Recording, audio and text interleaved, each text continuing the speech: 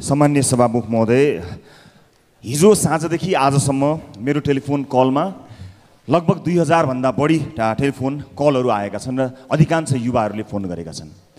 एउटा सामाजिक सञ्जालमा एउटा भिडियो बनेको रहेछ जहाँ युवाहरूले चिन्ता व्यक्त गरेका रहेछन् कि भ्रष्टाचारको मुद्दामा यो 5 वर्षीय हदम्याद लाउन जुन खोजिएको छ त्यसलाई सचेत हुनको निमित्त भनेर भिडियो बनाइएको रहेछ र त्यहाँ भनिएको रहेछ कि यी मानिसहरू चाहिँ समितिमा छन् तिनलाई कल गर्नु भनेर भनिएको रहेछ। सबभन्दा पहिला म ती सचेत युवाहरूलाई धन्यवाद दिन चाहन्छु जसले निरन्तर फोन गरिरहेका छन् र लगभग 150-150 फोन मैले रिसिभ पनि गर्न भ्याएँ। म यो सम्मानित सदनमा स्पष्ट पार्न चाहन्छु, उहाँहरूको संशय पनि रहेछ कि कतै यो बिल पास हुने त होइन, कतै भ्रष्टाचारको मुद्दामा 5 वर्षीय हदम्याद लाग्ने त होइन भन्ने चिन्ता रहेछ। म आफ्नो तर्फबाट, आफ्नो दलको तर्फबाट सिङ्गो सदनलाई र सिङ्गो देशलाई जानकारी गराउन चाहन्छु कि भ्रष्टाचारको मुद्दामा 5 वर्षीय हदम्याद मान्य हुने छैन। नो इफ नो बट, हाम्रो कुरा क्लियर कट, 5 वर्ष लागू हुने छैन। म सिङ्गो देशलाई यो जानकारी गराउन चाहन्छु। मलाई अलिकति चिन्ता पनि लागेको थियो, मैले सदनमा भनेको पनि थिएँ कि 2 दलको सरकार भएपछि अलिकति डरको वातावरण हुन्छ, के परिस्थिति आउला, सचेत हुनुहोला, तपाईँले अन्दाज गर्नुभएको छ भनेको थिएँ। तर म आज निर्धक्क भएको छु। देशका होनहार युवाहरू, भर्खरैका 18, 19, 20, 21 वर्षका युवाहरूले यो देशको चिन्ता गरेर हामीलाई फोन गरेका छन्। म सदन छिरेको अहिले भर्खरै चेक गरेको, अहिले भर्खरै यहाँ आउनु बेलासम्म 30 वटा कल आएका छन् र ती सबै युवाहरूको एउटै चिन्ता छ कि यो भ्रष्टाचारको मामलामा कुनै हदम्याद हुनु हुँदैन भन्ने चिन्ता लागेको छ। म फेरि पनि स्पष्ट पार्न चाहन्छु, भ्रष्टाचारको मुद्दामा कुनै पनि किसिमको हदम्याद राखिनु हुँदैन। हामी यसमा स्पष्ट छौँ र सिङ्गो सदन यो ठाउँमा उभिनेछ भन्ने विश्वास गराउन चाहन्छु। अर्को कुरा, सभामुख महोदय, नीतिगत भ्रष्टाचारको निर्णय गरेर मन्त्री परिषद लाने कुरालाई गम्भीर रूपमा हेरेको छ। यो यसलाई अख्तियारले पनि ध्यान दिएको छ र यसलाई परिभाषित गर्नुपर्ने कुरा गरेको छ। त्यसबारे पनि म ध्यान गराउन चाहन्छु। नीतिगत भ्रष्टाचार, नीतिगत भनेर मन्त्री परिषद लगेर त्यस्ता निर्णय गराउने क्रमलाई पनि रोकिनुपर्छ, त्यसको परिभाषा हुनुपर्दछ भन्न चाहन्छु। र अन्त्यमा सभामुख महोदय, 2 हप्तादेखि राज्यका विभिन्न तहमा दलितको सहभागिता हुनुपर्छ भनेर माइती घरमा आन्दोलन गर्दै आएका दलित अभियन्ता खगेन्द्र सुनारलाई प्रहरीले निषेधित क्षेत्र प्रवेश गर्न खोजेको भन्दै पक्राउ गरेको र तर उनलाई तत्काल अबेर राति रिहा गरेको भन्ने कुरा जानकारी आएको छ। म सरकारलाई सोध्न चाहन्छु कि खगेन्द्र जस्तै दलितहरूले आफ्नो हक माग्नु गलत हो? आफ्नो हक माग्ने जति सबैलाई मुख थुनेर बन्द गर्ने नीति या नियत हो कि सरकारले उ जस्ता अभियन्ताहरू र यस्ता देशैभरिका अभियन्ताहरूको आवाज सुनेर संविधानले निर्दिष्ट गरेको अनुसार राज्यका संरचनाहरूमा सहभागिता गराउने हो? यो कुरा सरकारले स्पष्ट पारोस् भन्ने कुरा राख्न चाहन्छु। धन्यवाद।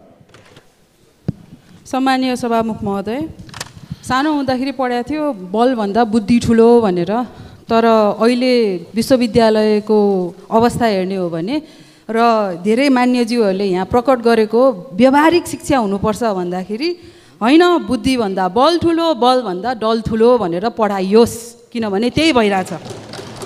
यहाँ कुट्ने लहर चलेको छ, यहाँ धम्क्याउने लहर चलेको छ, यहाँ राजीनामाको लहर चलेको छ। संस्कृत विश्वविद्यालयमा काम गर्ने राजनीतिक दबावका कारण काम गर्ने परिस्थिति भएन भनेर उपकुलपतिले राजीनामा गरेको धेरै भएको छैन। त्यस्तै त्रिभुवन विश्वविद्यालयमा सुरक्षा भएन, गुण्डाहरूले फोन गरेर धम्क्याए भनेर, त्यो पनि केसको लागि? एउटा विभागीय प्रमुखको पदको लागि। यो दलीय राजनीतिकरणले देखाएको एउटा निम्त्याएको दुर्दशा हो सभामुख महोदय। तर यो त्यतिमा मात्रै सीमित चाहिँ रहँदैन, यसमा कार्यक्षमता र नियतको पनि प्रश्न उठ्छ। विवाद भएका विश्वविद्यालयका कुलपति को? प्रधानमन्त्री। एउटा मन्त्रीले अर्को मन्त्रीलाई सामाजिक सञ्जालमा जोरदार माग गर्नुपर्ने, त्यो मन्त्रीहरूको परिषदको कप्तान को? प्रधानमन्त्री। दलीय राजनीतिले जडजड बनाएको 2टा ठुलो दलको भातृ सङ्गठन, प्रशासनिक सङ्गठन, प्राध्यापकको सङ्गठनले जडजड बनाएर म होइन, म यो दिशा दिन्छु भनेर त्यो हाँक्ने कप्तानको? प्रधानमन्त्री। त्यसपछि साउन 30 गतेतिर सरस्वती क्याम्पसमा चिट चोराउन गएका अनेरासवीका नेताले परीक्षा नियन्त्रकलाई कुटे। क्याम्पस प्रमुख र क्याम्पस प्रशासन मुखदर्शक भए। त्यसको माउ पार्टीको अध्यक्ष को? अहिलेका प्रधानमन्त्री सम्मानीजी हुनुहुन्छ। शिक्षालयमा दल चाहिन्छ भनेर अहिले सेनापतिका रूपमा सबै ठाउँमा बोल्दै हिँड्ने, दलगत हुनुपर्छ, राजनीति चाहिन्छ, शिक्षकहरूले राजनीति गर्नुपर्छ, प्राध्यापकले गर्नुपर्छ भन्ने सेनापति को हुनुहुन्छ? अहिलेका प्रधानमन्त्री। ज्वरोमा पनि उही, टुप्पोमा पनि उही। यसमा कार्यक्षमता प्रधानमन्त्रीज्यूको कार्यक्षमता भएन भनेर नभन्नुपर्ने कारण चाहिँ के छ बताइदिनु पर्यो। यो प्रश्नमा मैले सरकारको र कुलपतिज्यू र प्रधानमन्त्रीज्यूको गम्भीर ध्यानाकर्षण गराएँ। रासोपाले दलीय राजनीति मुक्त क्षेत्र स्वास्थ्य शिक्षा प्रशासन सबै ठाउँमा यो दलले जकडिएको र मेरिटको आधारमा नभइकन कुन पार्टीको झोला बोक्यो उसलाई चाहिँ नि यो विभागीय प्रमुख बनाऊ भन्ने र विद्यार्थीहरूको लाख विद्यार्थीहरूलाई यस्तो बाहिर जाऊ भनेर मुखमा राम बग्लीमा छुरा यस्तो इन्स्टिट्युसनको चाहिँ नि हामी घोर विरोध पनि गर्छौँ र दलीय राजनीति मुक्त। सम्माननीय सभामुख महोदय, सर्वप्रथम त माननीय सदस्यजीले मलाई बधाई शुभकामना भन्नुभएको छ।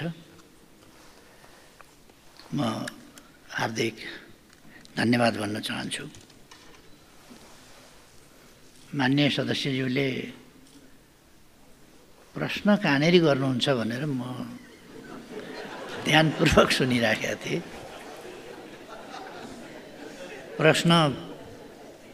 खासमा प्रश्न फेला पार्नै मुस्किल पर्यो।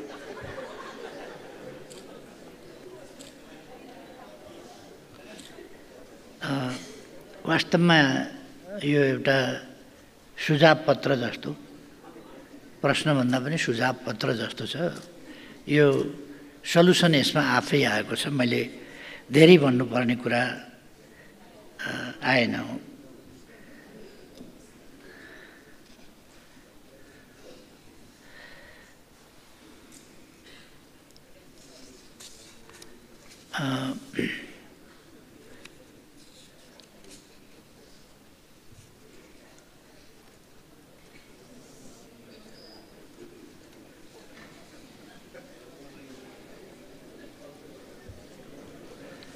मान्यज्यूले भन्नुभएको छ जनतामा निराशा हुँदैन भनेर। अहिलेको सरकार जनतामा निराशा नहोस्, आशावादी त जागोस्, कामना मात्रै गरिरहेको छैन। जनताले या कसैले पनि औँलो ठड्याउने ठाउँ नहोस्। हामीलाई कुनै गल्ती गर्ने अथवा कुनै अन्यल सृजना हुने गरी काम गर्ने अथवा प्रतिफल नदेखिने गरी काम गर्ने कुनै सुविधा छैन, कुनै छुट छैन। यस 21औं शताब्दीमा हामी गरिबीको यस दुष्चक्रमा छौँ। 20% भन्दा माथि जनता निरपेक्ष गरिबीको रेखामुनि छन्। यसबाट जनतालाई उठाउनु पर्नेछ। 30 सम्ममा हामीले सन् 2030 सम्ममा दिगो विकास गन्तव्य त्यो प्राप्त गर्नुपर्नेछ। हामी अल्पविकसित राष्ट्रबाट विकासशील राष्ट्रमा स्तरोन्नति हुन खोजिराखेका छौँ। लगभग 2 वर्षको समय छ। अझै पनि हामीसँग शिक्षा क्षेत्रमा स्वास्थ्य क्षेत्रमा समस्या छन्। तर यो सबै समस्या 1.5 महिना अगाडि बनेको सरकारले ल्याएको त होइन। अहिले यो सरकार यी समस्याको छिटो समाधान कसरी गर्न सकिन्छ अत्यधिक तीव्रतम गतिमा त्यस कुरामा दत्तचित्त भएर लागेको कुरा म मान्यज्यू सभामुखज्यू मार्फत यहाँलाई भन्न चाहन्छु। यो सरकार सङ्घीय लोकतान्त्रिक गणतन्त्र, यो संविधान, यसको रक्षा, यसको कार्यान्वयन, यसको पक्षमा स्पष्ट र दृढ छ र यसको कार्यान्वयन भनेको यसको मर्मको कार्यान्वयन जनताको पक्षमा, देशको पक्षमा राष्ट्रिय हितहरूको रक्षा र जनताका समस्याहरूको समाधान, जनताका अधिकारहरूको सुरक्षा, यी कुराहरू गर्दै अगाडि जाने हो।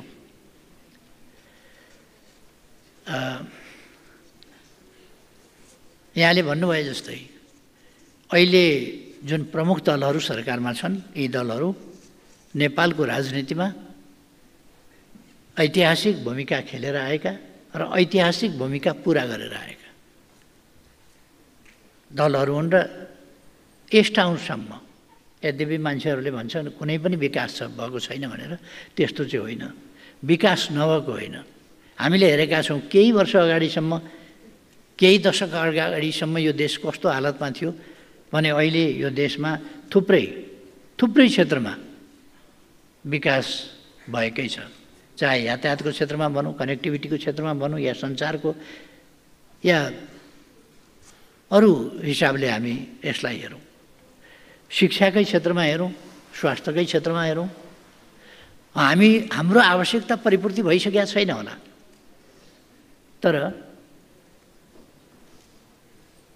केही दशकभित्र 42% भन्दा बढी रहेको गरिबीको निरपेक्ष रेखा मुनिको जनतालाई अहिले आधा गरिबीको निरपेक्ष गरिबीको रेखा मुनि भएको आधा जनसङ्ख्यालाई त माथि उठाइएको छ त।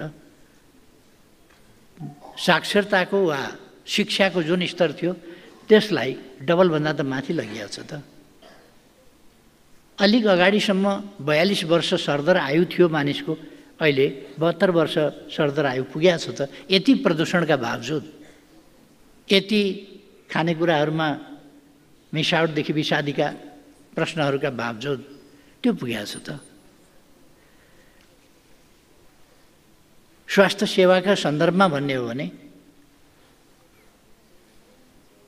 नेपालमै हरेक प्रकारका उपचार हुन सक्ने खालको स्थिति लगभग केही अवस्था बाहेक अरू उपचार हुन सक्ने अवस्था नेपालमै बनेको छ त।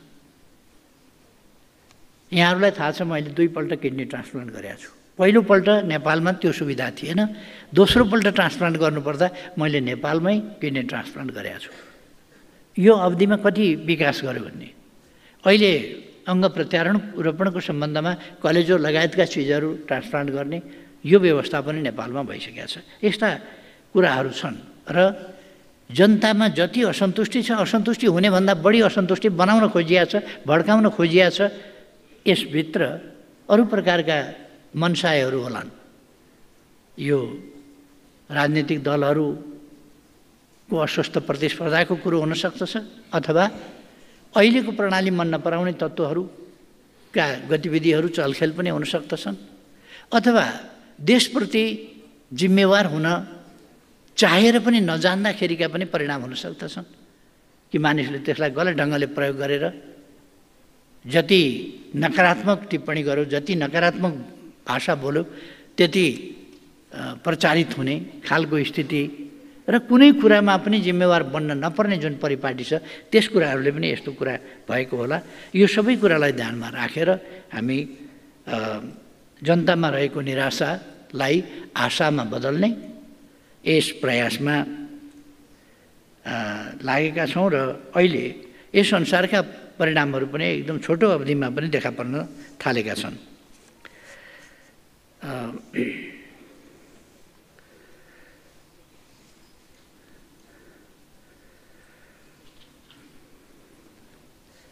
अब यस सन्दर्भमा भन्नुपर्दाखेरि गत वर्षको तुलनामा चालु आर्थिक वर्षको साउन महिनामा मात्रै पनि राजस्व परिचालन र पुँजीगत खर्चमा वृद्धि भएको छ।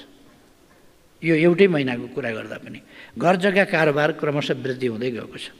यसै गरी पुँजी बजारमा उल्लेखनीय सुधार आएको छ भने निजी क्षेत्रमा लगानी गर्ने मनोबलसहित उत्साह देखिएको छ। राष्ट्रका घोषित उद्देश्य पुरा गर्न सरकारले लिएको नीतिको यो सकारात्मक सङ्केत हो। यस्ता कुराहरूले अवश्य नै जनतामा निराशा होइन, आशावादिता जगाउँदै जानेछ। भ्रष्टाचार जन्य गतिविधिलाई निर्मूल पार्न हामीले लिएको यसप्रतिको शून्य सहनशीलताको नीति मौखिक प्रतिबद्धता वा देखावटी होइन।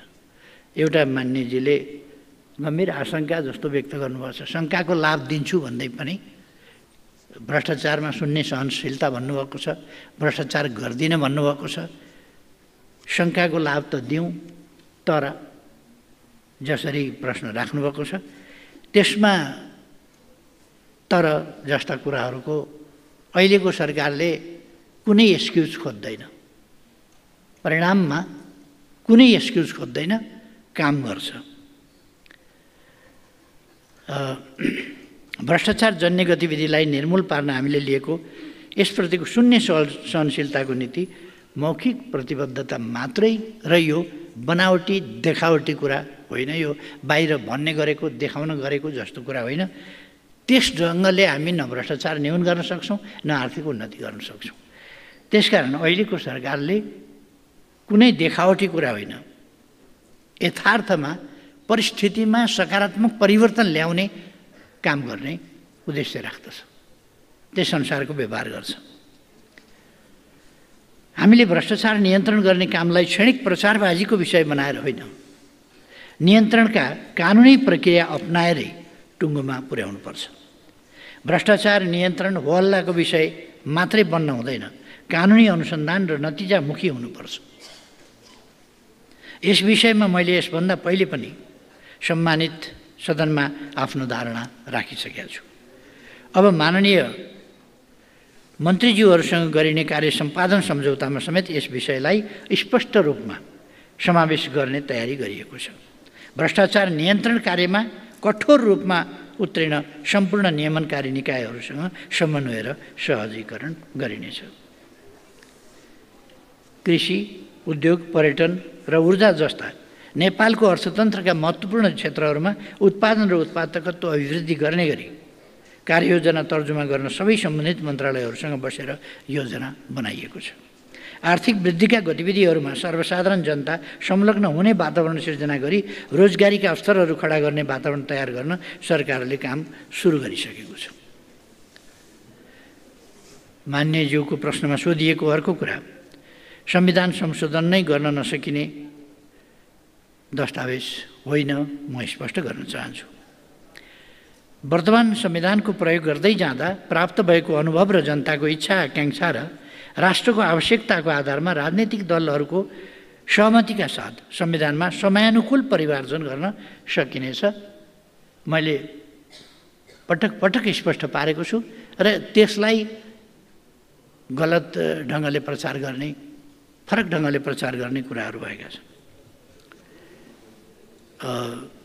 संविधान यो प्रतिगमनतिर मैले अस्ति नै पनि भने कि अहिलेका जुन पार्टीहरू सरकारमा छन् डेमोक्रेसी ल्याउने कुरामा, बहुदलीय प्रणाली ल्याउने कुरामा, दलीय व्यवस्था ल्याउने कुरामा, प्रतिस्पर्धात्मक प्रणाली ल्याउने कुरामा यी दलहरूले नै भूमिका खेलेका छन् नेपालमा। र यी दलहरूले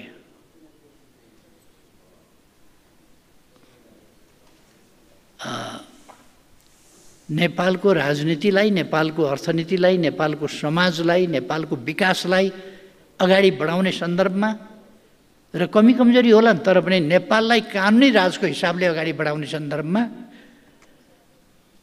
भूमिका खेलेर आएका छन्। संविधानवाद, संविधान बमोजिम, कानुन बमोजिम राज्य र समाज सञ्चालन हुनुपर्छ, चल्नुपर्छ भन्ने मान्यता यिनले राख्दछन्। त्यसर्थ यसमा सन्देहको कुनै गुन्जाइस नै छैन। कुनै हिसाबले भन्नु कि यो प्रतिगमनतिर जाला, यो यस्तो गर्न खोजिएको छ जस्ता कुराहरू यो भ्रम मात्रै हुन जान्छ, भ्रम फिजाउने प्रयास मात्रै हुनसक्छ, यसको कुनै अर्थ छैन। अहिले मनसुनको समय रहेको छ। मनसुन सक्रिय रहेकाले कतिपय स्थानमा बाढी, पहिरो लगायतका प्राकृतिक विपत्तिबाट नागरिकहरू प्रभावित भएका छन्। बाढी पहिरो प्रभावित परिवारलाई सरकारले तत्कालै राहत रकम उपलब्ध गराउने, सुरक्षित आश्रय स्थलमा राख्ने, जोखिमयुक्त बस्ती पहिचान गरी सुरक्षित स्थानमा स्थानान्तरण गर्ने, ज्यान गुमाएका र विपदबाट बेपत्ता भएका व्यक्तिका परिवारलाई राहत रकम उपलब्ध गराउने, घर क्षतिग्रस्त भई बस्न नमिल्ने भएका परिवारलाई तत्काल अस्थायी आवास निर्माण गर्न र पछि स्थायी आवास पुनर्निर्माण गर्न अनुदान रकम उपलब्ध गराउने गरिआएको छ। विपदमा परेका व्यक्ति र परिवारको निकै नजिकमा रहेर तिनै तहका सरकारले काम गरिरहेका छन्। विपदबाट हुने क्षति कम गर्न पूर्व चेतावनी प्रणाली मार्फत समयमा सूचना प्रवाह गर्ने काम भइरहेको छ। स्रोतको सीमितताका बावजुद हाम्रा उद्धारकर्मीहरू ज्यानको बाजी लगाएर पनि उद्धार र राहतमा खटिएका छन्। म तिनीहरूलाई धन्यवाद भन्न चाहन्छु। मान्यज्यूले उदयपुर जिल्लाको चौदण्डी नगरपालिकाको वडा नम्बर 5 स्थित त्रियुगा नदीमाथिको पुल निर्माण सम्पन्न भएर सवारी साधन चल्ने अवस्थामा पुगेको बेला त्रियुगा नदीमा आएको भीषण बाढीबाट 2वटा जग भासिन गई पुलमा क्षति पुगेपछि यो पुल समस्यामा परेको हो। त्यसपछि ठेक्काका प्रावधान, प्रचलित सार्वजनिक खरिद कानुन तथा पर्न आएका गुनासा उजुरीहरू समेत दृष्टिगत गरेर अध्ययन विश्लेषणपछि पुलको डिजाइन परिवर्तन सडक विभागबाट स्वीकृत समेत भई सोही अनुसार कार्य अगाडि बढाउन निर्माण व्यवसायीलाई आदेश समेत भइसकेको छ। मान्यजीले पनि ताली ठोक्नु भएन त। अब काम अगाडि नबढाइएमा ठेक्का तोडेर नयाँ ठेक्का मार्फत काम अघि बढाइनेछ। उदयपुरको जोगीदहमा निर्माणाधीन अल वेदर सगरमाथा विमानस्थलको बारेमा मान्यजीले राख्नुभएको जिज्ञासाको मभन्दा पहिले मन्त्रीज्यूले अघि मान्य देवेन्द्र दाहाल मन्त्रीज्यूले यसको व्यापक व्याख्या विश्लेषण गरिरहनु भएको छ। यस सम्बन्धमा अनेक पक्षहरूको विश्लेषण गरेर त्यसको सम्भाव्यता कति छ, त्यसको उपयुक्तता कति छ जस्ता पक्षहरूलाई ध्यानमा राखेर त्यसलाई सम्भाव्यता अध्ययन गरेर आयोजना छनौट र बजेट विनियोजन गर्ने गरिन्छ। अब यसलाई ध्यानमा राखेर मान्यज्यूले उठाउनु भएको प्रश्नलाई ध्यानमा राखेर र स्रोत तयार छ भने मात्रै स्रोत सुनिश्चित गरेर, स्रोत सुनिश्चित नभएकामा स्रोत सुनिश्चित गर्ने हाम्रो जुन परिपाटी एउटा विकृत परिपाटी भनेको छ त्यसले अर्थतन्त्रलाई धेरै अप्ठ्यारो पारेको छ। त्यसो नगरिकन स्रोत आवश्यक छ भने निर्माण गर्ने भइयो भने त्यसमा त्यसको भोलि गएर सम्भाव्यता सबै पक्षहरूमा अध्ययन गरेर अनि त्यसलाई अगाडि बढाइनेछ। शक्ति पृथकीकरणको सिद्धान्त बमोजिम राज्यका 3 अङ्ग कार्यपालिका, व्यवस्थापिका र न्यायपालिका बीच अधिकारको बाँडफाँड, नियन्त्रण र सन्तुलनको व्यवस्था हाम्रो संविधानले गरेको छ। यही सीमामा रहेर राज्यका 3 अङ्गले आफ्नो कार्य सम्पादन गर्ने हो। जहाँसम्म माननीय सदस्यले गत वर्ष आर्थिक ऐनमा समावेश भएको सांसदले रु 5 करोडसम्मका विकासका आयोजना सम्बन्धित मन्त्रालयमा पेश गर्ने कानुनलाई सर्वोच्च अदालतले अन्तरिम आदेश जारी गरी रोकिराखेको भन्ने विषय उठाउनु भएको छ। यस सम्बन्धमा मान्यज्यूले जुन कुराहरू राख्नुभयो त्यसैमा सबै कुरा त्यसमा आइसकेकै छ। मैले थप केही धेरै भनिरहनै परेन। वास्तवमै शक्ति पृथकीकरणका सिद्धान्त र कुन निकायले के गर्ने, चेक एन्ड ब्यालेन्ससँगै आफ्ना कार्यक्षेत्र अधिकार क्षेत्रहरूमा बसेर अर्काको क्षेत्रमा हस्तक्षेप नगर्ने गरी राज्यका विभिन्न अङ्गहरूले कार्य गर्नुपर्दछ भन्ने त्यो स्वाभाविकै हो। र जनप्रतिनिधिका हिसाबले मान्यहरूसँग जनताका अपेक्षाहरू हुनु अनौठो कुरा होइन र ती अपेक्षा पुरा गर्न पाउनुपर्छ भन्ने मान्यज्यूहरूको भावना अनुचित होइन। त्यसलाई म त्यसै कारण संसदले त गरेकै थियो त्यसै सन्दर्भमा कि यसलाई सम्मान गरेकै थियो मान्यज्यूहरूका भावनालाई। यो मान्यजीलाई अवगत नै छ। अहिले यति मात्रै भनौँ। धन्यवाद। अब अर्का प्रश्नकर्ता मान्य सदस्य नारायण प्रकाश साउदलाई आफ्नो प्रश्न राख्न अनुमति दिन्छु।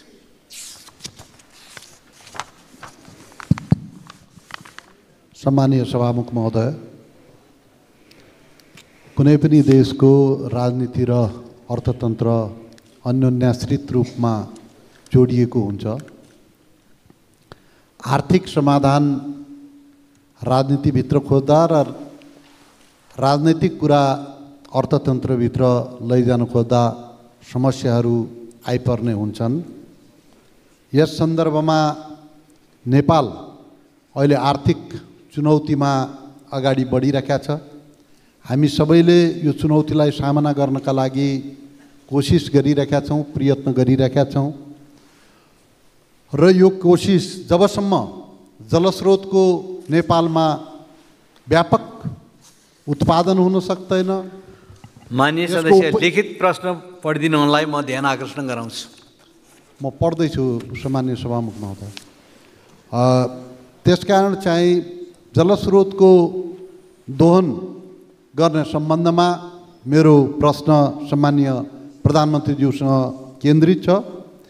नेपाल भारत संयुक्त आयोगको गत वर्ष सम्पन्न बैठकबाट आगामी 10 वर्षभित्र नेपालले 10,000 मेगावाट विद्युत भारतसँग 25 वर्षसम्म व्यापार गर्न सक्ने दीर्घकालीन विद्युत व्यापार सम्झौता भए बमोजिम नेपाल सरकारले विद्युत उत्पादन, प्रसारण, वितरण र व्यापारका लागि के कस्ता नीति र कार्ययोजना तर्जुमा गरेको छ? यसको कार्यान्वयनको अवस्था कहाँ पुगेको छ? साथै बांग्लादेशमा घटेको पछिल्लो राजनैतिक घटनाक्रमपछि नेपालले भारतीय विद्युत ग्रिड प्रयोग गरेर बांग्लादेशलाई 40 मेगावाट विद्युत निर्यात गर्ने त्रिदेशीय समझदारीको स्थिति के छ? सरकारले यसको कार्यान्वयनको लागि के कस्ता कूटनैतिक पहल गरेको छ? यसको प्रगति स्पष्ट पारिदिनुहुन्छ कि? धन्यवाद। सम्माननीय प्रधानमन्त्री जवाफ दिनुहुन्छ। सम्माननीय सभामुख महोदय, मान्यज्यूले केही प्रश्नहरू उठाउनु भएको छ। म पनि संक्षिप्तमा यसलाई भरसक राख्न चाहन्छु। आगामी 10 वर्षभित्र नेपालले 10,000 मेगावाट विद्युत भारतमा निर्यात गर्ने गरी भएको दीर्घकालीन विद्युत व्यापार सम्झौता बमोजिम भारतमा विद्युत निर्यातका लागि ऊर्जा, जलस्रोत तथा सिँचाइ मन्त्रालयले ऊर्जा विकास मार्गचित्र तथा कार्ययोजना 2080 तयार गरेको छ। उक्त मार्गचित्र तथा कार्ययोजनामा आर्थिक वर्ष 91-92सम्म करिब 13,500 मेगावाट विद्युत आन्तरिक माग पूर्तिको लागि र करिब 15,000 मेगावाट विद्युत छिमेकी मुलुक भारत र बङ्गलादेशमा निर्यातका लागि गरी अथवा अन्यत्र पनि हुन सक्छ निर्यातका लागि नेपालको कुल विद्युत उत्पादन क्षमता 28,500 मेगावाट पुर्याउने लक्ष्य लिएको छ। उक्त मार्गचित्र तथा कार्ययोजना नेपाल सरकार मन्त्री परिषदमा पेश भएको छ। हाल नेपालको कुल विद्युत उत्पादन क्षमता करिब 3,240 मेगावाट पुगेको छ भने आर्थिक वर्ष 90-91 सम्ममा करिब 26,000 मेगावाट विद्युत थप उत्पादन हुने प्रक्षेपण सहितको कार्ययोजना तयार भएको छ। यस कार्ययोजनामा विद्युत खरिद सम्झौता सम्पन्न भएका आयोजनाहरूबाट 5,873 मेगावाट, विद्युत खरिदको प्रक्रियामा रहेका आयोजनाहरूबाट 3,205 मेगावाट, कनेक्सन एग्रिमेन्ट सम्पन्न आयोजनाहरूबाट 3,108 मेगावाट, कनेक्सन एग्रिमेन्टको प्रक्रियामा रहेका आयोजनाहरूबाट 5,648 मेगावाट तथा नेपाल सरकार एवं सरकारी स्वामित्वका कम्पनीहरूबाट अध्ययन सम्पन्न भएका ठूला प्रकृतिका तथा विद्युत खरिद सम्झौताको प्रक्रियामा हालसम्म सहभागी नभएका आयोजनाहरूबाट 4,431 मेगावाट र भारतीय कम्पनीहरूबाट प्रवर्धन भइरहेका आयोजनाहरूबाट 3,679 मेगावाट विद्युत उत्पादन हुने प्रक्षेपण गरिएको छ। आगामी 10 वर्षमा भारतसँग 10,000 मेगावाट विद्युत व्यापारका लागि आवश्यक उच्च भोल्टेज स्तरका विभिन्न अन्तर्देशीय विद्युत प्रसारण लाइनहरू विकासको क्रममा रहेका छन्। ढल्केबर मुजफ्फरपुर 400 केभी क्षमताको पहिलो नेपाल भारत अन्तर्देशीय विद्युत प्रसारण लाइन सन् 2016 देखि सञ्चालनमा रहेको छ। अरुण 3 जलविद्युत आयोजनाको प्रवर्धक भारतीय कम्पनी सतलज जलविद्युत निगम लिमिटेडबाट निर्माण भइरहेको 2,500 मेगावाट विद्युत प्रसारण क्षमताको ढल्केबर सीतामढी 400 केभी अन्तर्देशीय विद्युत प्रसारण लाइन यसै वर्ष सम्पन्न गर्ने लक्ष्य रहेको छ। साथै 2,500 मेगावाट विद्युत प्रसारण क्षमताको बुटौल गोरखपुर 400 केभी अन्तर्देशीय विद्युत प्रसारण लाइन सन् 2025 सम्म सम्पन्न हुने गरी निर्माण भइरहेको छ। त्यसैगरी 2,500 मेगावाट विद्युत प्रसारण क्षमताका थप 2वटा 400 केभी अन्तर्देशीय विद्युत प्रसारण लाइन इनरुवा पूर्णिया र लम्की बरेली कार्यान्वयनका चरणमा छन्। यी अन्तर्देशीय विद्युत प्रसारण लाइन सन् 2029 सम्ममा निर्माण सम्पन्न गर्ने गरी नेपाल र भारतबीच सहमति भएको छ। नेपाल र भारत अन्तर्देशीय विद्युत प्रसारण लाइनबाट 10,000 मेगावाट विद्युत भारतमा निर्यात गर्न नेपालको आन्तरिक विद्युत प्रसारण प्रणाली पनि सबल र सक्षम हुनुपर्ने हुन्छ। यसका लागि हेटौँडा ढल्केबर इनरुवा 400 केबी विद्युत प्रसारण लाइन अन्तर्गत ढल्केबर इनरुवा खण्डको निर्माण सम्पन्न भई सञ्चालनमा आएको छ भने हेटौँडा ढल्केबर खण्डको निर्माण कार्य अन्तिम चरणमा छ। त्यसैगरी लप्सीफेदी रातामाटे न्यू हेटौँडा र Ratamate new Damauli new Butwal 400 kV विद्युत प्रसारण लाइनहरूका निर्माण कार्य छिटै सुरु गरिनेछ। यी प्रसारण लाइनहरूको सब स्टेसन निर्माणका लागि ठेक्का सम्झौता भइसकेको छ। साथै खिम्ती 12 विषय Kathmandu 400 KB Marsyangdi corridor 220 KB र चिलिमे त्रिशुली 220 केबी विद्युत प्रसारण लाइनहरूको निर्माण अन्तिम चरणमा पुगेको छ। बुटौलबाट पश्चिम अत्तरियासम्म 400 केबी विद्युत प्रसारण लाइन र देशका प्रमुख लोड सेन्टरहरू भएर जाने साउथ करिडर विद्युत प्रसारण लाइनको निर्माण प्रक्रिया अगाडि बढाइएको छ। यी उत्पादन तथा प्रसारणका आयोजनाहरू सम्पन्न हुँदा नेपाल भारतबीच सम्पन्न दीर्घकालीन विद्युत व्यापारका सम्झौतामा उल्लेखित परिमाणको विद्युत निर्यात गर्न सकिने तथा नेपालको आन्तरिक खपत समेत बढाउन सकिनेछ। नेपालले भारतीय विद्युत ग्रिड प्रयोग गरी बङ्गलादेशमा 40 मेगावाट विद्युत निर्यात गर्न सम्झौता सम्पन्न गर्ने तयारी कार्य अन्तिम चरणमा पुगेको छ। गत 2081 साउन 13 तदनुसार 28 जुलाई 2024मा नेपाल भारत बङ्गलादेशका ऊर्जा मन्त्रीहरूको उपस्थितिमा काठमाडौँमा नेपाल विद्युत प्राधिकरण, बङ्गलादेश पावर डेभलपमेन्ट बोर्ड र भारतको एनटिपिसी विद्युत व्यापार निगम लिमिटेड बीच विद्युत बिक्री सम्झौता PAS हस्ताक्षरको तयारी भएको थियो। तर बङ्गलादेशमा विकसित पछिल्लो घटनाक्रमका कारण उक्त कार्यक्रम स्थगित भयो। नेपाल र बङ्गलादेश बीच ऊर्जा सहकारी सम्बन्धी समझदारी भएको 6 वर्षपछि सार्थकता पाउन लागेको विद्युत निर्यात सम्बन्धी सम्झौता नेपाल सरकारको उच्च प्राथमिकतामा रहेको छ। बङ्गलादेशको सरकारले समेत नेपालबाट आयात गरिने विद्युतको मूल्य स्वीकृत गरी सम्झौता गर्न नेपाल विद्युत प्राधिकरणलाई पत्राचार गरिसकेको छ।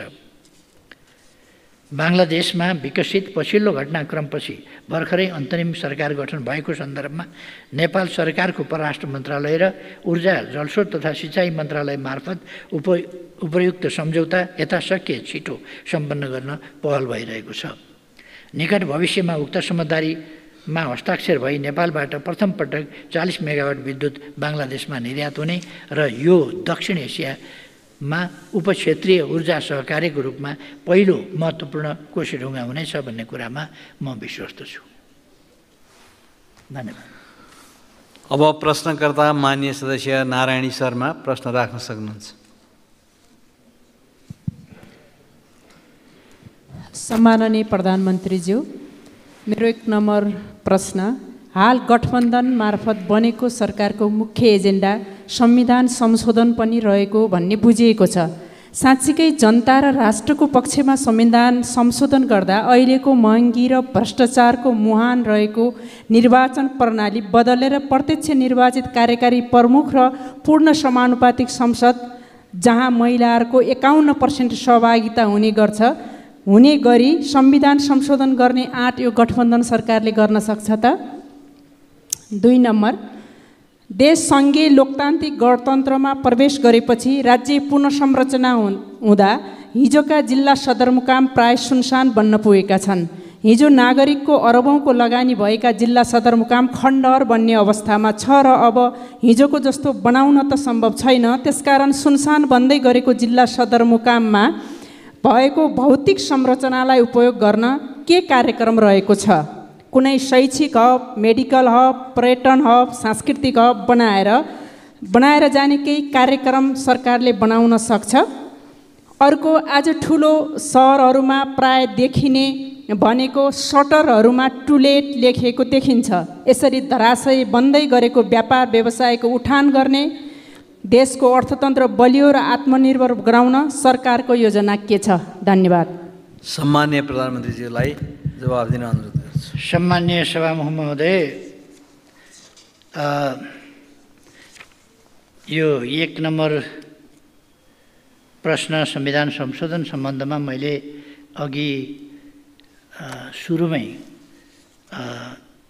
स्पष्ट पारिसकेको हुनाले यसमा समय खर्च गरिरहनु परेन।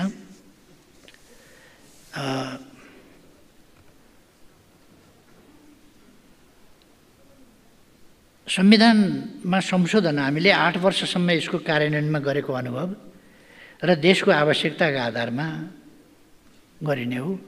देशको आवश्यकता भन्नाले देशको हितको पक्षमा जनता, विकास, सुशासन यसको पक्षमा देशलाई आर्थिक सुशासन, समृद्धि, समानताको पक्षमा अगाडि बढाउन जे आवश्यक पर्छ त्यो गर्ने हो भन्ने मैले कुरा अघि नै भनेको छु।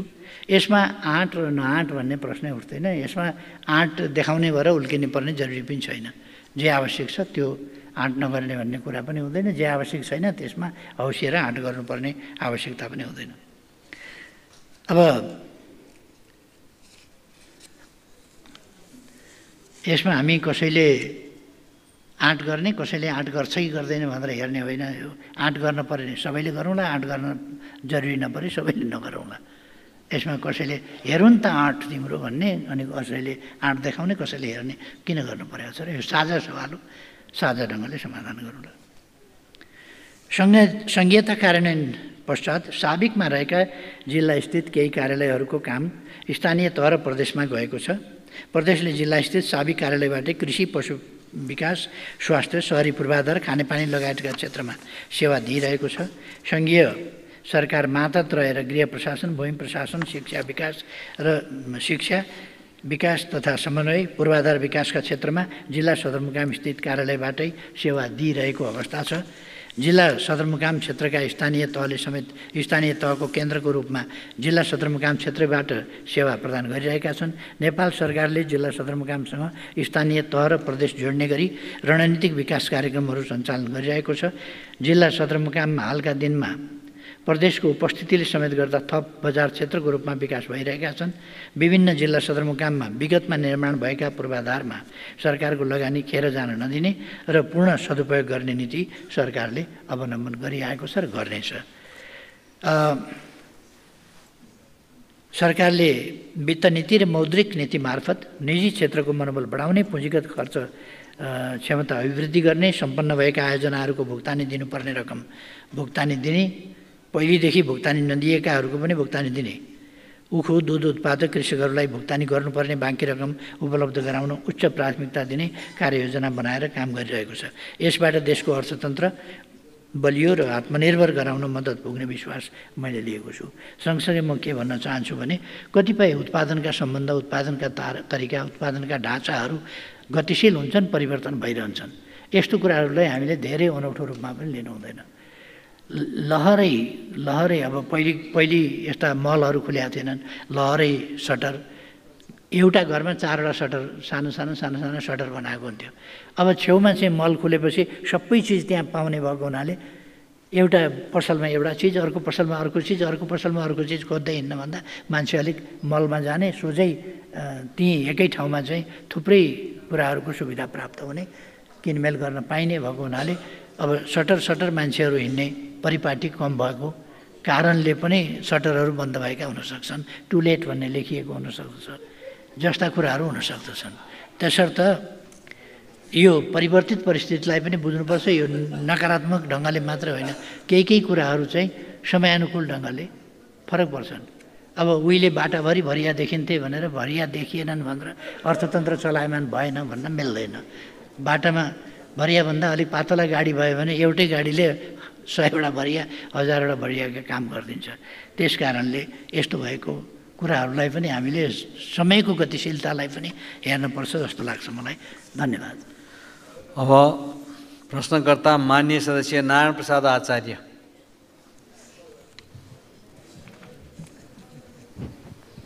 सम्मान्य सभामुख महोदय मार्फत म सम्मान्य प्रधानमन्त्रीज्यूलाई प्रश्न गर्न चाहन्छु। सम्मान्य प्रधानमन्त्रीज्यू, विश्वविद्यालयको पुनर्सम्झना गर्दै तालिका अनुसार परीक्षा सञ्चालन र नतिजा प्रकाशन गर्ने विश्वविद्यालयको कार्ययोजना सञ्चालन कार्यान्वयन किन हुन सकेको छैन? विद्यार्थीहरू बिचमै विश्वविद्यालय छोड्ने जस्तो डरलाग्दो स्थितिलाई सन्तुलन ल्याउँदै विद्यार्थीहरूलाई देशमा नै बस्ने वातावरण निर्माण गर्ने सरकारको योजना के छ? सामुदायिक विद्यालयहरूमा विषयगत शिक्षक दरबन्दी अभाव, घट्दो विद्यार्थी सङ्ख्याका कारण विद्यालय मर्ज गर्नुपर्ने देखिन्छ। तर पहाडी क्षेत्रमा भौगोलिक दूरीका कारण विद्यार्थी विद्यालय जान नसक्ने अवस्था छ। त्यसैले प्रत्येक पालिकामा एउटा आवासीय विद्यालय र प्रत्येक वडामा एउटा नमुना विद्यालय, विषयगत शिक्षकसहित पूर्वाधार निर्माण र विद्यालयमा यातायातको साधन आवश्यक छ। सरकारको योजना के छ? सम्माननीय प्रधानमन्त्रीज्यू, फलफुल, खाद्यान्न र तरकारीमा देशलाई आत्मनिर्भर गराउने योजना के छ? छिमेकी मुलुकबाट आयात गरिने कृषिजन्य वस्तुमा गुणस्तर परीक्षण गर्न आवश्यक छ। सरकारले परीक्षणको व्यवस्था कहिले गर्छ? कृषकलाई विश्वासिलो वातावरण सहित देशमा उत्पादित वस्तुको बजारीकरणको योजना के छ? मल, बिउ, बिजन आवश्यक भण्डारण गर्ने योजना के छ? प्रश्न गर्न चाहन्छु, सरकारले सुन्तलालाई राष्ट्रिय फल घोषणा गरेको हुँदा यसको विकास गर्ने सरकारको योजना के छ? निर्वाचन क्षेत्र रणनीतिक सडक पुरा गर्ने योजना, पालिका पहुँच मार्ग, वडा पहुँच मार्ग र ग्रामीण सडक निर्माण गर्ने योजना के छ? सरकारले आइटी प्रणालीहरू मार्फत राजस्व सङ्कलनलाई आधुनिकीकरण गर्दै दक्षता, क्षमता र सुधार गरी सम्भावित भ्रष्टाचार कम गर्न सरकारको योजना के छ? सम्माननीय सभामुख मार्फत सम्माननीय प्रधानमन्त्रीज्यूलाई प्रश्न गर्न चाहन्छु। हस्, धन्यवाद। सम्माननीय प्रधानमन्त्री जवाब दिन सक्नुहुनेछ। सम्माननीय सभामुख महोदय, प्रश्नका लागि मान्यजीलाई धन्यवाद छ। सबै विश्वविद्यालयहरूमा विश्वविद्यालय अनुदान आयोगबाट निर्माण भएको एकीकृत शैक्षिक क्यालेन्डर कार्यान्वयनमा आएको छ। त्रिभुवन विश्वविद्यालयले 2080 सालमा सञ्चालन गरेका वार्षिक परीक्षाका 2,40,000 विद्यार्थीहरूको नतिजा प्रकाशन गरिसकेको छ। समयमै नतिजा प्रकाशनका लागि परीक्षा नियन्त्रण कार्यालयमा दैनिक 12 घण्टा काम गर्ने व्यवस्था गरिएको छ। 2081 जेठ 4 भन्दा पछि सञ्चालित परीक्षाका उत्तर पुस्तिकाहरू परीक्षा नियन्त्रण कार्यालयका पोखरा, विराटनगर, कैलाली र जनकपुरका क्षेत्रीय परीक्षा कार्यालयहरूबाट नै परीक्षण गराउने गरी व्यवस्था गरिएको छ। यसो गर्दा छोटो समयमा नतिजा प्रकाशन गर्ने कार्यमा सहयोग पुग्नेछ।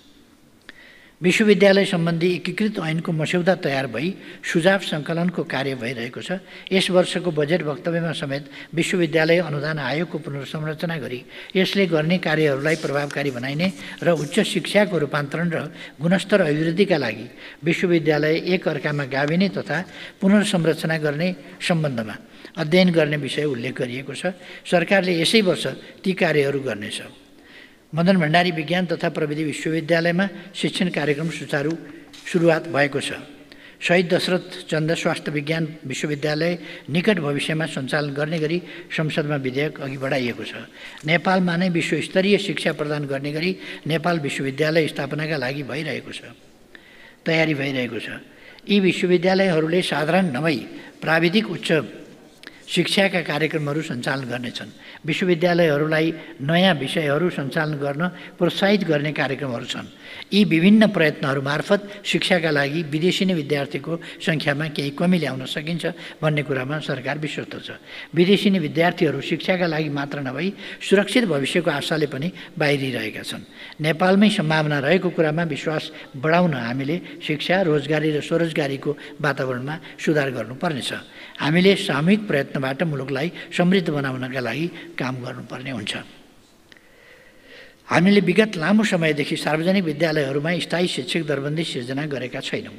सार्वजनिक विद्यालयहरूमा रहेको स्थायी शिक्षक दरबन्दीको अभाव पूर्ति गर्नका लागि सङ्घीय सरकारले राहत शिक्षक अनुदान र शिक्षण सिकाइ अनुदान बापत विद्यालयहरूलाई बजेट उपलब्ध गराउँदै आइरहेको छ। प्रदेश तथा स्थानीय तहबाट पनि शिक्षक दरबन्दी अभाव पूर्ति गर्नका लागि वार्षिक रूपमा विद्यालयहरूमा रकम उपलब्ध हुँदै आएको छ। शिक्षक दरबन्दी अभाव पूर्ति गर्नकै लागि संसदमा विचाराधीन विद्यालय शिक्षा सम्बन्धी विधेयकमा राहत दरबन्दी र शिक्षण सहयोग अनुदान कोटालाई स्थायी शिक्षक दरबन्दीमा रूपान्तरण गर्ने प्रस्ताव गरिएको छ। शिक्षक दरबन्दी मिलान तथा व्यवस्थापन कार्यविधि 2076 कार्यान्वयनमा छ। न्यून जनसङ्ख्या वृद्धि दर बसाइसराईको कारण हिमाल तथा पहाडका विद्यालयहरूमा विद्यार्थी घट्दै गएका छन्। यी विषयहरूको सम्बोधनका लागि स्थानीय सरकारहरूले विद्यालय गाभ्ने सम्बन्धी विभिन्न नियमहरू कार्यान्वयनमा ल्याएका छन्। विद्यालय गाभ्ने विषय केवल विद्यार्थी सङ्ख्यामा मात्र आधारित बनाउनु हुँदैन। कम विद्यार्थी भएका विद्यालयहरूलाई साना विद्यालयका रूपमा पनि सञ्चालन गर्न सकिन्छ। विद्यालय गाभिएका कारण कुनै एकजना विद्यार्थीलाई पनि शिक्षाबाट वञ्चित गराउनु हुँदैन। विद्यालय स्थापना गर्ने गाभ्ने आदि विषयहरूलाई सम्बोधन गर्ने गरी सरकारले विद्यालय स्थापना तथा सञ्चालन मापदण्ड 2080 सार्वजनिक गरी सुझाव सङ्कलनको कार्य गरिरहेको छ। सङ्घीय सरकारले देशभर 422वटा नमुना विद्यालय सञ्चालनमा ल्याएको छ। प्रदेश सरकारहरूले पनि नमुना विद्यालयहरू सञ्चालन गरेका छन्। देशभर ठुला विद्यालयहरूको अवधारणा अनुरूप सङ्घीय, प्रदेश र स्थानीय सरकारहरूले कार्यक्रम सञ्चालनमा ल्याएका छन्। विद्यालय पूर्वाधार निर्माणमा पनि सरकारले उल्लेख्य खर्च गरिरहेको छ। बझाङ र जाजरकोट भूकम्पबाट क्षतिग्रस्त विद्यालय पुनर्निर्माण गर्ने उद्देश्यका साथ यसै वर्ष 122वटा विद्यालय निर्माण गर्ने काम सुरु हुनेछ। यसै वर्ष स्थानीय साझेदारीमा 1000वटा कक्षा कोठा निर्माण गर्ने गरी स्थानीय तहमा 2 अर्ब 45 करोड रकम वित्तीय हस्तान्तरण गरिएको छ। देशको आर्थिक अवस्था अनुरूप सङ्घीय सरकारले सक्दो व्यवस्था गर्दै आएको छ। प्रदेश तथा स्थानीय तहहरूबाट समेत आफ्नो स्रोतबाट विद्यालय शिक्षाका लागि रकम विनियोजन गर्ने गरेका छन्। फलफुल, खाद्यान्न र तरकारीमा एउटा चाहिँ यो शिक्षाको सम्बन्धमा म के भन्छु भने हरेकले शिक्षामा व्यवस्थापनदेखि लिएर शिक्षकदेखि लिएर विद्यार्थीदेखि लिएर हरेक पक्ष, अभिभावकदेखि लिएर समाजदेखि लिएर हरेक पक्ष जिम्मेवार भएर तालाहरूले लाउन आउने त होइन, आफै ताला लाउने अनि पढाइ भएन भन्ने। शिक्षा एउटा शिक्षालय, विद्यालय भनेको शान्ति क्षेत्र हुनुपर्ने। विश्वविद्यालय, महाविद्यालयहरू शान्ति क्षेत्र हुनुपर्ने। ती ठाउँमा अशान्ति आफै गराउने अनि फेरि शान्ति भएन भन्ने, यस खालका तरिकाहरू हामीले हरेकले छोड्नु पर्दछ र जिम्मेवार ढङ्गले शिक्षाको उन्नति कसरी हुनसक्छ, शिक्षामा समस्याहरू छन् तिनको समाधान सबै मिलेर कसरी गर्न सकिन्छ, यस कुरामा जिम्मेवारी बोधका साथ सबैले ध्यान दिन जरुरी छ। फलफुल, खाद्यान्न र तरकारीमा देशलाई आत्मनिर्भर गराउने योजनाका सम्बन्धमा नेपाल माछा, मासु, दुध र अण्डा उत्पादनमा आत्मनिर्भरताको नजिक पुग्न सफल भएको छ। तर तरकारी, फलफुल तथा खाद्यान्नमा परनिर्भरता बढ्दै जानु सरकारको लागि चिन्ताको विषय बनेको छ। त्यसैले सरकारले खाद्यान्नको आत्मनिर्भरताका लागि चैते धान प्रवर्धन, मसिना तथा वास्नादार धान प्रवर्धन, मकै बाली प्रवर्धन कार्यक्रमको साथै प्रधानमन्त्री कृषि आधुनिकीकरण परियोजना मार्फत सुपर जोनहरू निर्धारण गरी कार्यक्रम सञ्चालन गरेको छ। नेपाल कृषि अनुसन्धान परिषदबाट पनि धान, मकै लगायतका बालीहरूको उच्च उत्पादकत्व भएका जातहरूको जातीय विकास गर्ने काम भइरहेको छ। करिब 2 लाख हेक्टर क्षेत्रफलमा चैते धानको खेती गर्न सकिने र अपुग 10 लाख मेट्रिक टन धान उत्पादन गरी धानमा आत्मनिर्भर हुन सकिने गरी कार्यक्रमहरू सञ्चालित छन्। त्यस्तै धेरै आयात हुने तरकारी बालीमा आलु र प्याज उत्पादन लक्षित कार्यक्रमहरू प्रधानमन्त्री कृषि आधुनिकीकरण परियोजना मार्फत तरकारी तथा आलुको 4वटा सुपर जोन, 56वटा तरकारीका जोनहरू मार्फत 91वटा स्थानीय तहहरूमा तरकारी खेती प्रवर्धनका लागि पकेट कार्यक्रमहरू सञ्चालन गरिएको छ। फलफुल खेतीको विस्तारका लागि 37 स्थानीय तहहरूमा सशर्त अनुदान र प्रधानमन्त्री कृषि आधुनिकीकरण परियोजना मार्फत फलफुलको 3वटा सुपर जोन, 30वटा जोन मार्फत कार्यक्रम सञ्चालनमा रहेका छन्। पहाडी क्षेत्रको फलफुलको सम्भावना हेरी पहाडी क्षेत्र काष्ठफल तथा फलफुल विकास आयोजनाबाट 34 जिल्लाका 100 स्थानीय तहहरूमा फलफुल विस्तार कार्यक्रम सञ्चालनमा रहेको छ। छिमेकी मुलुकबाट आयात गरिने कृषिजन्य वस्तुमा गुणस्तर परीक्षण गर्न आवश्यक छ। आयातित खाद्य वस्तुको गुणस्तर नियमन, आयात पूर्व स्वीकृति, नाकामा आयात अनुमति र बजारमा बिक्री वितरण भएको अवस्थामा गरी 3 चरणमा गर्ने व्यवस्था गरिएको छ। विदेशबाट आयात हुने खाद्य वस्तुहरूको नियमन खाद्य प्रविधि तथा गुण नियन्त्रण विभागबाट नियमित रूपमा सञ्चालन भइरहेको छ। भन्सार नाकामा खाद्यवस्तु आइसकेपछि खाद्य आयात निर्यात गुणस्तर प्रमाणीकरण कार्यालयहरूमा प्रयोगशाला परीक्षण र गुणस्तर सुनिश्चित गरी आयात अनुमति प्रदान गर्ने व्यवस्था गरिएको छ। उत्पादित वस्तुको बजारीकरण गर्ने सम्बन्धमा व्यवस्थित, सहज र कृषक केन्द्रित बजार प्रणाली स्थापित गर्न स्थानीय तहहरूसँगको साझेदारीमा आधुनिक कृषि बजार पूर्वाधारको निर्माण भइरहेको छ।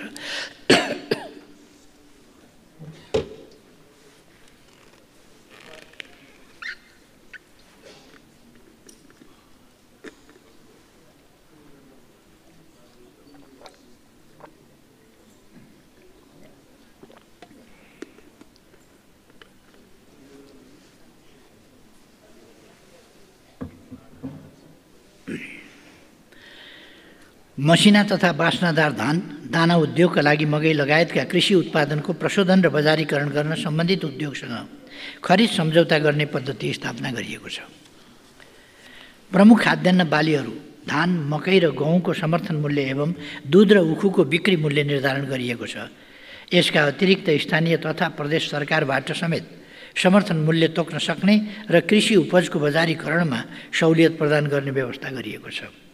मल बिउ बिजन अत्यावश्यक भण्डारण गर्ने योजना सम्बन्धमा प्रत्येक स्थानीय तहमा न्यूनतम क्षमताको मल बिउ बिजन तथा खाद्यान्न भण्डारणका पूर्वाधारहरू विकास गर्दै लैजाने लक्ष्य रहेको छ। साथै हाल कृषि सामग्री कम्पनी लिमिटेड र साल ट्रेडिङ कम्पनीसँग 2,15,000 मेट्रिक टन मलको भण्डारण गर्न सक्ने क्षमता रहेको छ। आयात गरिएको मलको 10% बफर स्टक गरी अभाव भएको क्षेत्र र समयमा उपलब्ध गराउने गरिएको छ। बिउ बिजनको क्षेत्रमा निजी बिउ बिजन कम्पनी तथा बिउ उत्पादक सहकारीहरूसँग 50,000 मेट्रिक टन भण्डारण क्षमता रहेको छ। मन्त्रालयले निजी क्षेत्र, सामुदायिक बिउ बैंक र सहकारीहरूको बिउ उत्पादन र भण्डारण क्षमता बढाउन प्रदेश र स्थानीय तहसँगको सहकार्यमा कार्यक्रमहरू सञ्चालन गरेको छ। हालसम्म 77 वटा निजी क्षेत्रका विभिन्न संस्था, कम्पनी तथा सहकारीहरूले मूल स्रोत बिउ उत्पादन अनुमति लिएका र अनुमति लिएका निकायसँग औसतमा करिब 80 देखि 100 मेट्रिक टनसम्म स्रोत बिउ भण्डारण क्षमता रहेको छ, जुन हाललाई पर्याप्त हो। नेपालको राष्ट्रिय फल सुन्तला खेतीलाई विस्तार र विकास गर्न सुन्तला बालीका अनुसन्धान, गुणस्तरीय बिरुवाहरूको उत्पादन तथा वितरण, बगैँचाहरूको विस्तार तथा उत्पादन, भण्डारण तथा बजार व्यवस्थापनमा सुधार भइरहेको छ। सुन्तला जातका बगैँचामा ह्रास रोग नियन्त्रण गर्न विदेशी विशेषज्ञहरू ल्याएर तालिमहरू सञ्चालन गरिएका छन्। प्रधानमन्त्री कृषि आधुनिकीकरण परियोजना मार्फत सुन्तलाको 2 वटा सुपर जोन, 18 वटा जोन मार्फत प्रादेशिक निकायहरू र 90 वटा स्थानीय तहहरू मार्फत सुन्तला क्षेत्र विस्तारको कार्यक्रम सञ्चालन भइरहेको छ। पहाडी क्षेत्र काष्ठफल तथा फलफुल विकास आयोजनाबाट 34 जिल्लाका 100 स्थानीय तहहरू मार्फत सुन्तला बालीको क्षेत्र विस्तार गर्ने योजना रहेको छ। राजस्व प्रणालीलाई आधुनिकीकरण गर्न सरकार आधुनिक सूचना प्रविधिको विकास र विस्तार एवं बहुआयामिक प्रयोग मार्फत राजस्व प्रशासनमा दक्षता र क्षमता सुधार गरी राजस्व परिचालन गर्न लागिरहेको छ। यसका लागि चालु आर्थिक वर्षमा मूल्य अभिवृद्धि करमा दर्ता भएका सबै करदाताले अनिवार्य रूपमा विद्युतीय प्रणालीबाट बीजक जारी गर्नुपर्ने व्यवस्था क्रमशः कार्यान्वयन गरी वार्षिक रु 25 करोडभन्दा बढीको कारोबार गर्ने सबै करदाताको कारोबारलाई केन्द्रीय बीजक अनुगमन प्रणालीमा आबद्ध गरिनेछ।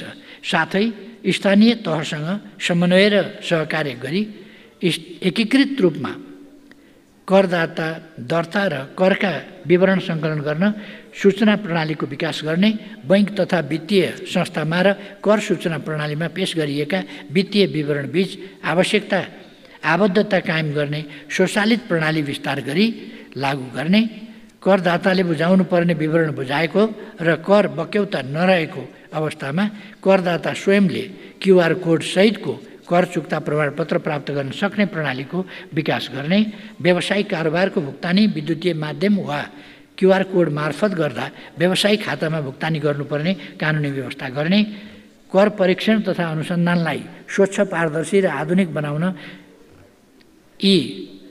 एसेसमेन्ट तथा फेसलेस अडिट लागू गर्ने र राजस्व प्रशासनमा इन्टेलिजेन्स युनिट खडा गरी सूचनाको प्राप्ति, वर्गीकरण, एकीकरण र विश्लेषण गर्ने प्रणालीको विकास गर्ने जस्ता सुधारका कार्य अगाडि बढाइनेछ।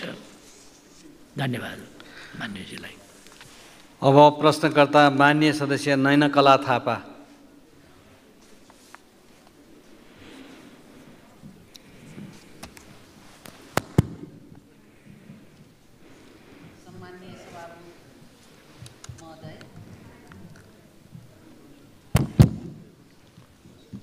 मार्फत सम्माननीय प्रधानमन्त्रीज्यूलाई म प्रश्न गर्न चाहन्छु।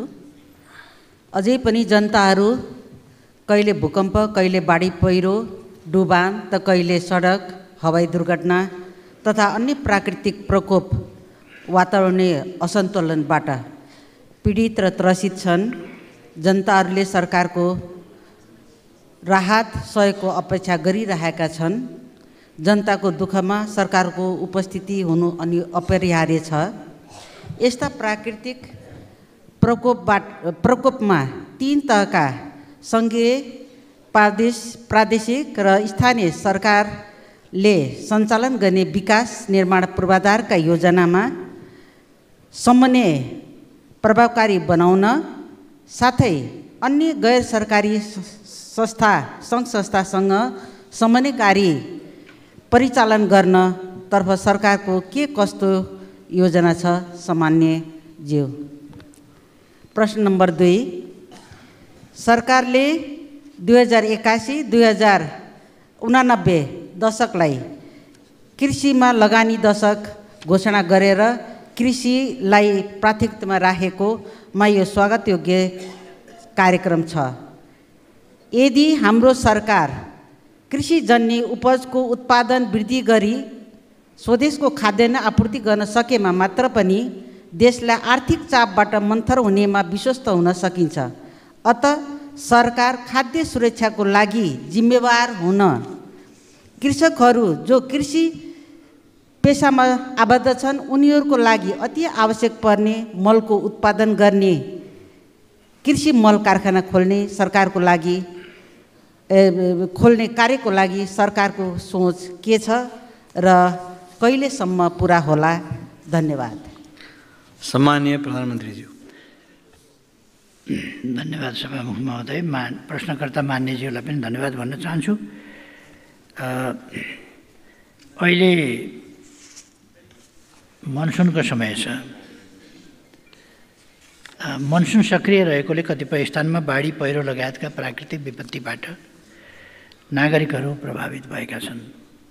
सबै खालका प्राकृतिक विपत्तिबाट हुने क्षति वा जोखिम न्यूनीकरण गर्न र जनधनको क्षति हुन नदिन संवैधानिक र कानुनी प्रावधान बमोजिम नेपाल सरकारले प्रदेश सरकार र स्थानीय तहहरूको समन्वय र सहयोगमा सक्रियतापूर्वक काम गरिरहेको छ। सीमित स्रोत र साधनका बावजुद पनि विपद प्रभावितहरूको उद्धार, राहत र व्यवस्थापन गर्न स्थानीय प्रशासन, सुरक्षाकर्मी र स्थानीय सरकारले अहोरात्र काम गरिरहेका छन्। विपद पछिको पुनर्निर्माण र पुनर्स्थापनामा पनि तिनै तहका सरकारले सहकार्य र साझेदारी गरिरहेका छन्। विपद व्यवस्थापनका क्षेत्रमा काम गर्ने राष्ट्रिय एवं अन्तर्राष्ट्रिय गैर सरकारी संस्थाहरूलाई राष्ट्रिय विपद जोखिम न्यूनीकरण तथा व्यवस्थापन प्राधिकरण मार्फत समन्वयात्मक रूपमा परिचालन गर्ने गरी विपद जोखिम न्यूनीकरण तथा व्यवस्थापनमा साझेदार संस्था परिचालन कार्यविधि 2081 जारी गरेको छ। यसको कार्यान्वयनबाट आगामी दिनमा साझेदार संस्थाहरूका क्रियाकलापहरू थप समन्वयात्मक र प्रभावकारी हुनेछन्। खाद्य सुरक्षाका सम्बन्धमा मानिएको जिज्ञासालाई म प्रश्न पार्न चाहन्छु।